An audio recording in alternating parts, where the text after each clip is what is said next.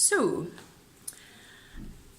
just wanted to share something with you, because it's something that's kind of come up that I'm like, actually, I think a lot of people need to hear this. I was talking to a client the other day who's done like amazingly, done really, really well. Like, she looks great, she's feeling great, she's eating so much more nutritionally. Before, she didn't like eat enough food, and it was always kind of grab and go and stuff. She's stronger, and to me, like, I'm going to go back to, like, she looks freaking amazeballs. Like, she's so toned, her arms, her abs, everything. And she's kind of like late 50s, so like, she's my hero. Like, I want to look like that when I grow up. But she was saying that she kind of wanted to lose more, and she's tiny, like, inch-wise, she's absolutely bitty. Got nothing more to lose weight-wise. And I was like, you know, what makes you feel like you need to lose more? Because you've hit all your goals. Like, we've hit your goals, reset your goals, and hit them again. And she was like, oh, I just feel like, you know, like my tummy I've still got like a bit to go in my tummy. And I looked at her tummy and I was like, really? Like, there's like literally, you can't even grab any skin there. Like, there's nothing. And she's like, no, like there's movement. Like, you can see my skin kind of move. And I was like, yeah, well, that's like skin and water and a little, like, the tiny bit of body fat. But like, you're looking ripped, you're looking great. And she's like, yeah, but like, you know, when you look at like all these fitness models and that, and I went, and that's when a light bulb moment, I was like, okay, right. Because guys, like, I don't know if, like, because a lot of people, I suppose, social media, we're all looking at Instagram, Facebook, we're looking at magazines, and there's these models that are looking ripped, like metal ripped. That's not normal. Like, they've worked for that body and all that kind of stuff. I'm not saying it's photoshopped, although some of it definitely is. For that photo shoot, they do different techniques so they look the best possible that they can. So they'll do things like water deplete. Don't do it just for abs, guys. Before you even think about it, it's dangerous. And they do all these things so on the day they don't look bloated, they're not holding water, they're not, they sleep a lot, so they're not stressed. Like, they do everything they can so it does look like that. And then see, the minute they finish that photo shoot, go for lunch, they have a normal tummy again. Like, it's not that, they still have abs, but they won't have like a metal-like look. So it kind of dawned on me, like, especially from speaking to this client who's done amazingly, she's hit her goal. She's kind of still not satisfied because she's like, well, I should look like that. But they don't look like that. Like, they've had food and then they don't look like that anymore. Your lower abdomen, especially that area, especially for a woman, you're going to be so affected by hormones, water, like by having food, and your digestive tract's puffed out. Like, it's not always a body fat issue, but also there should always be a little bit of like body fat. There should be movement there. We're made of like soft tissue. We're not made of metal. And although that looks amazing, and I love like bodybuilder shows, I used to think that they just looked like that all the time. But for anyone that knows any bodybuilders, they have to really calculate that so they hit that look for those competitions. It's really like so well timed. They have all these different techniques where they water deplete, and then they carb up on the day, so all that kind of stuff as well. They have to, it's an exact science for them to look like that on stage, and it's such an amazing thing. I'm not taking away from it, but as soon as they get themselves off to Nando's and have a wee cheeky Nando's to celebrate, the abs are gone. So, and any bodybuilder will tell you that. So what I've kind of done today is, I've done over the last few weeks, I was doing a photo shoot where a lot of people were like, whoa, you're looking like cracking.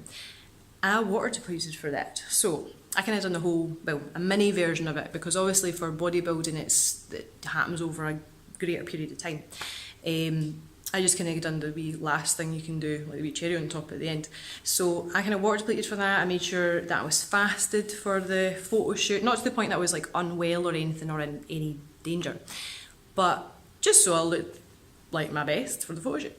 But I took a picture right after the photo shoot of my tummy, after I had food and water and all that kind of stuff, and not even unhealthy food, just a chicken salad and pine nuts and water. So I'm going to share that now, if my technicality skills have improved, we'll see. So I'm going to share that now, so hopefully a wee picture of me at the photo shoot. There's some picture, some abs and all that. And, you know, I didn't do anything dangerous about it, just, you know, I'm not holding as much water, I'm a wee bit dehydrated, I'm fasted. It was a quite early shoot, so I wasn't like too, especially because I'm doing physical stuff, I didn't want to be too like fasted from that or fasted for too long. And now here's a picture of my tummy afterwards, and as you can see, there's no abs. There's especially lower abs, they're gone, they're long gone. So what I kind of wanted to kind of put to you is, because I think maybe more fitness models and fitness professionals should be really clear about this. Yeah, we want to get you as fit as possible and feeling great and feeling toned, but unless you want to kind of be like stage ready on a stage bodybuilding wise or for a photo shoot or anything like that, like you don't want to actually look that ripped. And even if you were that ripped, the minute you drink water or eat anything, not even unhealthy, you're going to be a little bit puffy around your tummy, and that's fine.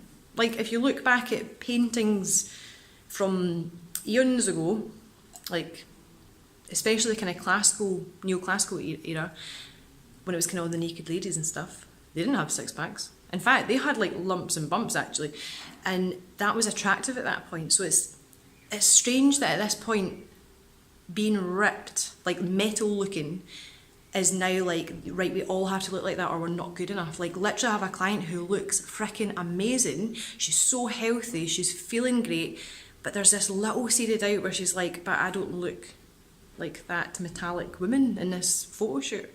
And that makes me so sad that women are being held to this high standard of beauty. And it's not even that, it's not like, I'm not going to be feminist here, it's not men that are doing it to us, it's not us that are doing it to us. And, you know, and sometimes it's not even the media, like the media is pushing it, but that's because that's what's feeding us, that's what we are buying into. So I think we really need to ourselves start to let ourselves and let other women off the hook. Because even, like, put it this way, this is where I like to think about it. We think we can't leave the house without kind of makeup done, hair done, ripped, looking amazeballs. Whereas, like, see if you're with someone like a partner who you're absolutely in love with, and just say you're sitting across the dinner table and you're just looking lovingly into their eyes, and you notice that between their eyebrows they've just got like one hair right there, and you don't stop loving them or being attracted to them because of one wee hair right there. In fact, you might not even mention it to them. Oh, do you know you've got like a monobrow starting? But we seem to think that the minute something's out of place, a hair, an eyelash or whatever, it's just like, oh, now I'm unlovable suddenly, or I'm unattractive. Like, the people who love you will always find you attractive, and I don't mean that in a dead cheesy, like, beauty in the eye of the beholder kind of thing, but it's true. Like, think about the people you have in your life who, even without makeup, they could be sitting there and just the way they laugh, the way they smile, like just an expression, you look at them and think, oh, you're such a gorgeous wee human. I just love you. You're just like, you find things attractive. It's not like you're like feeling pity for them and saying, oh, I'm trying to find something attractive in you. You could look at them and find something beautiful in their face or beautiful about them because you've got to know them. Whereas, I don't know about you, but I know people who are beautiful or were beautiful to me, but if they've turned out to be like bullies or not nice people, you start to notice, oh, actually your eyes are quite close together. Like, you start to notice ugliness in people that have maybe like ugly behaviours, like if they're a bully or they're not nice to people. But people who, like, you know, think about your circle, the people you love in your life, like they might not look like supermodels, but you find them attractive, not in a pitying, oh, I'm going to try and find you attractive way. You're just like, they're just beautiful to you. And this might be coming off as really cheesy, but I just think we're holding ourselves to this horrible high standard of beauty in terms of facial beauty, in terms of body, but we don't do it to our loved ones. You know what I mean? Like, we don't do it to the people that we love because we're like, oh, that's fine for them because they're still beautiful. It's me that needs to be perfect, and that's quite a sad thing. And I've noticed things like aspects of that in myself as well, so it's not something I'm being kind of judgy on here. I definitely have my own hang-ups. I think it is the human condition. Like, as females are, well, one of the thoughts behind it is we need to attract a mate and keep a mate there, or we're going to die, we're going to be pregnant and we're going to get eaten by wolves or that.